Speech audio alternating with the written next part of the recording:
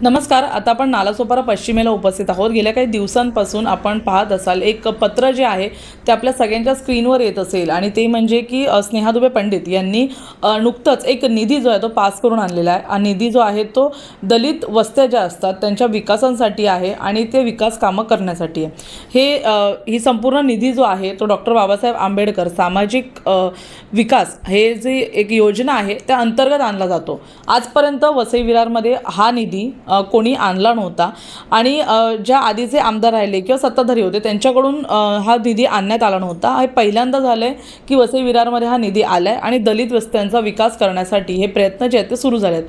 2 कोटीचा हा निधी विभागामध्ये आहेत आणि 80 लाख जे आहेत ते महानगरपालिका विभागामध्ये आहेत. या संपूर्ण मुद्द्यामध्ये एक महत्त्वाचा विचार करण्यासारखी गोष्ट आहे की आता दलित समाज जो आहे एक महत्त्वाचा घटक आहे. खास करून पालघरमध्ये, जिथे पालघर हा आदिवासी जिल्हा आहे, तिथे हे संपूर्ण अनुसूचित जाती जमाती एक खूप महत्त्वाचा विभाग आहे.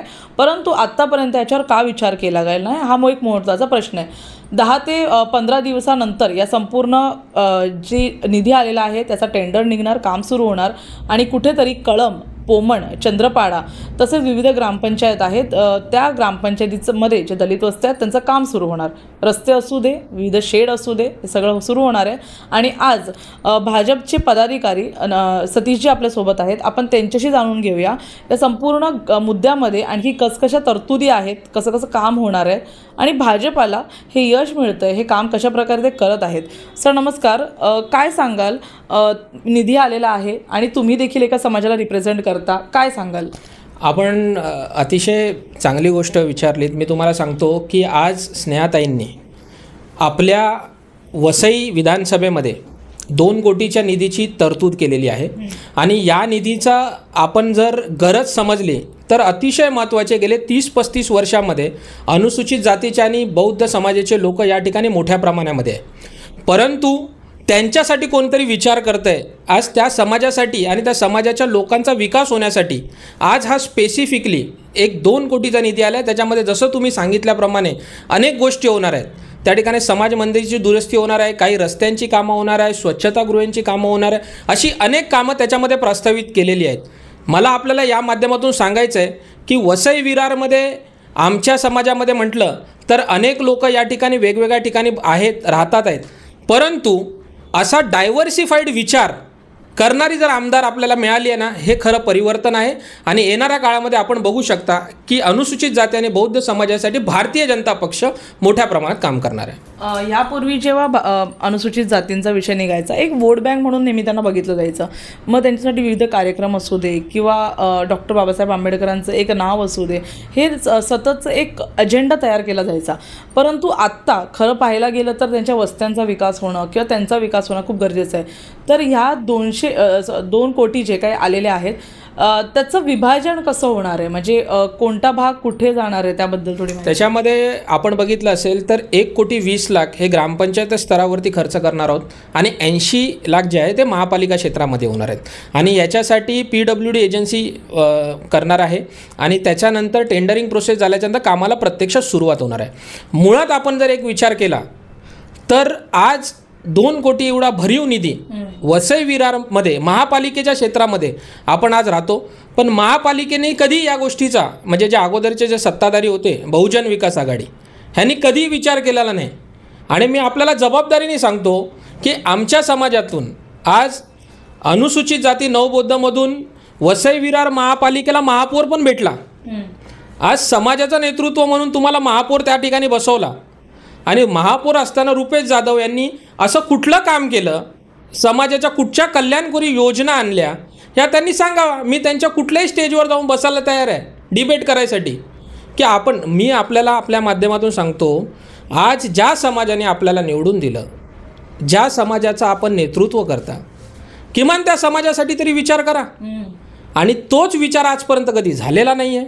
आणि म्हणून येणाऱ्या काळामध्ये भारतीय जनता पक्ष अनुसूचित जाती आणि नवबौद्ध समाजासाठी एवढी कामं आम्ही करणार आहोत की तुम्हाला सांगतो की अशी कामं ना भूतो ना भविष्य वसई विरारमध्ये झाली होती. स्नेहा दुबेंनी तर प्रयत्न केले, परंतु आपले विरारचा पण काही भाग आहे, नालासोपाराचा पण भाग आहे. नालासोपारा विधानसभेमध्ये देखील अशीच गरज आहे. राजन नाईक सुद्धा काही प्रयत्न करताना आहे. राजन आप्पांनी देखील येणाऱ्या काळामध्ये 1-1.5-2 कोटीची तरतूद केलेली आहे. कामं प्रस्तावित आहेत आणि त्याची मंजुरी बाकी आहे. त्यामुळे येणाऱ्या काळामध्ये नालासोपारा, विरार आणि वसई या दोन्ही विधानसभेमध्ये अनुसूचित जाती आणि नवबौद्ध यांच्यासाठी अनेक विकास कामं केली जाणार आहेत. आणि आम्हाला गर्व आहे की आज आम्हाला असे आमदार मिळालेले आहेत जे एक डायव्हर्सिफाईड विचार करतात. आज ते प्रत्येक घटकाचा विचार करतात आहेत, प्रत्येक समाजातील व्यक्तीचा विचार करतात आहेत आणि असंच परिवर्तन वसई विरारच्या जनतेला हवं होतं. हा संपूर्ण जो निधीचा मुद्दा आहे, कोणी ह्याबाबत चर्चा केली होती का मॅडमकडे, किंवा अशी काही मागणी झाली होती का? म्हणजे अचानक हा विचार येणं, म्हणून मी तुम्हाला कसं आहे, ज्या वेळेला लोकप्रतिनिधी लोकांमध्ये फिरतात ना, जे रस्त्यावरती काम करतात, आमच्यावरती आरोप होतात तुम्ही रील करता, पण तुम्हाला सांगतो कामं तेव्हाच येतात जेव्हा लोक त्यांच्या संपर्कात असतात. आज आमचे आमदार दिवस रात्र पायाला भिंगरी लावून पूर्ण विभागामध्ये फिरतात आहेत. त्यामुळे लोक त्यांच्याकडे कामं घेऊन येतात, लोक त्यांना सांगतात. आणि एक तुम्ही विचार करा, ज्या वेळेला तुम्ही लोकांच्या जवळ असतात ना, त्याच वेळेला लोक तुम्हाला येऊन सांगतात. म्हणून म्हणतात की जर तुम्हाला समाजाचा जर तुम्ही विकास केला तर समाज सक्षम होतो आणि ते नेतृत्व खरं नेतृत्व असतं. कोणी न सांगता तुम्हाला ज्या वेळेला कामं करावी लागतात, लोकांसाठी तुम्ही कामं करता ना, त्या कामामधूनच लोकांचं नेतृत्व दिसून येतं आणि त्या लोकांकडे सांगायची किंवा कोणाला काम घेऊन जायची गरज नसते. ते स्वतःहून त्या सगळ्या कामाच्या पाठी लागतात. एक शेवटचा प्रश्न घेईन. आता अधिवेशन येत आहे. दोन्ही आमदारांनी मागच्या दोन्ही अधिवेशनमध्ये एक महत्त्वाची जबाबदारी निभावली होती, आपले मुद्दे ठेवून. आता कुठेतरी वसई विरारला एक महत्त्वाचं म्हणजे केंद्रबिंदू मानलं जातं आहे, कारण चौथी मुंबई बनवायचा जो प्रयत्न आहे भाजपचा, तर कुठेतरी विधानसभेमध्ये पण वसई विरारचे प्रश्न जे आहेत ते घेतले जातात बऱ्यापैकी. आता तर असे कोणते प्रश्न आहेत दलित समाजाचे या निधी व्यतिरिक्त जे खरंच वाटतं की अधिवेशनमध्ये मांडले गेले पाहिजेत आणि ते पूर्ण झाले पाहिजेत वसई विरारमध्ये? आपल्याला माहिती असेल तर एक आरटी आणि बार्टी याचा एक विषय आहे, अबकडाचं वर्गीकरणाचा आमचा मातंग समाजाचा विषय आहे. त्याचबरोबर आमच्या ज्या निधी आहे कल्याणकारी, म्हणजे आता अण्णाभाऊ साठे आयोग आहे किंवा बाकी बाबासाहेब आंबेडकरांच्या याच्यामधल्या ज्या योजना आहेत त्या सगळ्या योजनाला भरीव निधी मिळावा. त्याचबरोबर आमच्या समाजातील लोकांना शिष्यवृत्ती मिळावी, मुलांना शिष्यवृत्ती मिळावी, अशा सगळ्या गोष्टीची मागणी आम्ही येणाऱ्या काळामध्ये करण्यासाठी आमदारांना सांगणार आहोत आणि ते नक्की करतील वसई विरारसाठी. धन्यवाद सर.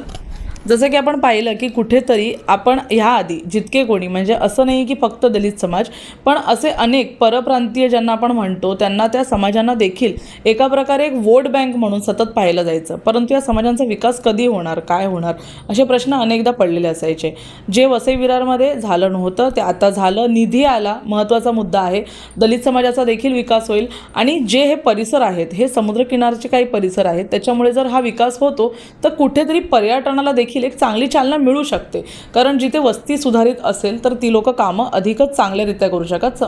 समाज मंदिरं जर चांगली स्वच्छ झाली तर तिथे देखील पर्यटन होऊ शकतं, ते देखील एक आकर्षण ठरू शकतं वसई विरारमधलं. त्यामुळे पाहण्यासारखं असेल या संपूर्ण निधी आल्यानंतर, या उपक्रमानंतर पुढे या संपूर्ण कामाला कशी गती मिळते आणि कशी चालना मिळते. धन्यवाद.